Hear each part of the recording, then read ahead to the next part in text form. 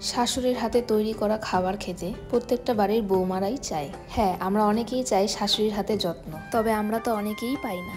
ঠিক তেমনভাবেই শাশুড়িরাও কিন্তু চায় বৌমার হাতে যত্ন। সব বাড়ির কাহিনীই কিন্তু আলাদা আলাদা। যাই হোক, সোনুর অনেকদিন ধরে খেতে ইচ্ছা করছে স্কুলের বানানো সেই পাতলা পাতলা ঘুগনি, যেটাতে নাকি ঘুগনির থেকে বেশি ঝোলই থাকে।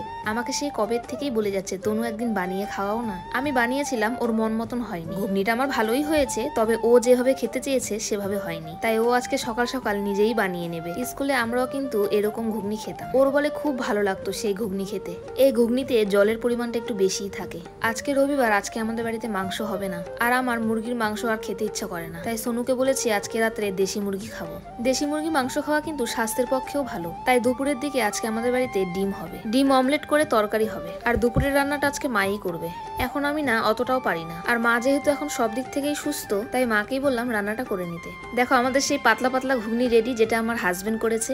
ও এটা প্রথমে একটু মুড়ি দিয়ে খাবে, তারপরে এমনিই খাবে। মা নিজে থেকেই সবসময় বলে যে আমি রান্নাটা করে দেবো, আমি মানা করি, তবে এখন আর আমি মনে হয় পারবো না। ভাবছি দুপুরের রান্নাটা মাকে দিয়ে করাবো, রাত্রে না হয় আমিই করব। আজকে রাত্রেবেলা তো আমাদের বাড়িতে মাংস হবে, আর মা তো মাংস খায় না, তাই রাতের রান্নাটা বড় বউ দুজনে মিলেই করে নেব।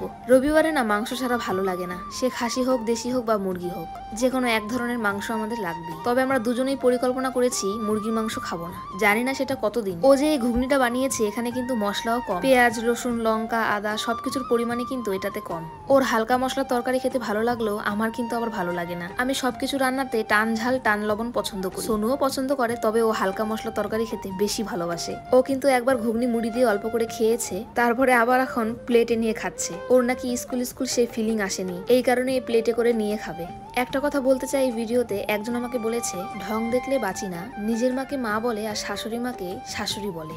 আচ্ছা, কিছু কিছু মানুষ এমন এমন কথা যে বলে, তারা তো কেউ আমাকে ব্যক্তিগতভাবে চেনে না, ভিডিও দেখে আমাকে যাচাই কেন করে? আর তোমরা কমেন্ট করতেই পারো, এটা পাবলিক প্লেস, অবশ্যই কমেন্ট করতে পারো। তবে কিছু কিছু কমেন্টের উত্তর তো জানাতেই হবে না, তোমাদের যাতে বুঝতে সুবিধা হয়, এই কারণেই কিন্তু আমি শাশুড়ি মা বলি। মা বললে তোমরা তো আমার সেই ওই মাকেও ভাবতে পারো। কেউ কেউ এমন এমন কথা বলে, মনে হয় আমার শাশুড়ি মাকে আমি ভালোই বাসি না। বাড়িতে থরি আমি শাশুড়ি মা করে ডাকি?